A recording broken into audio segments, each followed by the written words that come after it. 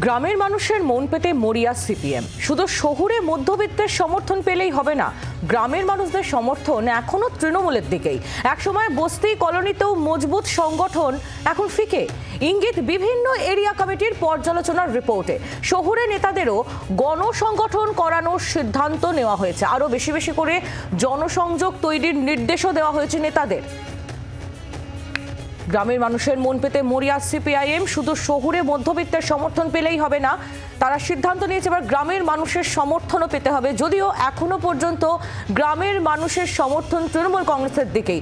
একসময় বস্তি কলোনি এই সমস্ত এলাকাগুলোতেও মজবুত সংগঠন ছিল বামেদের, কিন্তু সেই মজবুত সংগঠন এখন অনেকটাই নড়বড়ে হয়েছে, এমনই ইঙ্গিত পাওয়া যাচ্ছে এরিয়া কমিটির পর্যালোচনার রিপোর্টে। তাই একাধিক সিদ্ধান্ত নেওয়া হয়েছে সংগঠন মজবুত করার জন্য। শহুরে নেতাদের গণসংগঠন করানোর সিদ্ধান্ত যেমন নেওয়া হয়েছে, পাশাপাশি আরও বেশি বেশি করে জনসংযোগ করারও নির্দেশ দেওয়া হয়েছে বাম নেতৃত্বকে।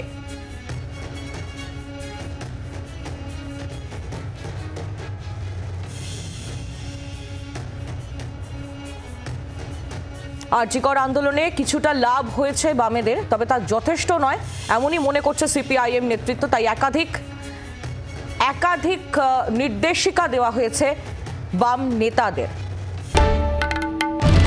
বাংলার আওয়াজ, বাঙালির আবেগ, জি 24 ঘন্টা।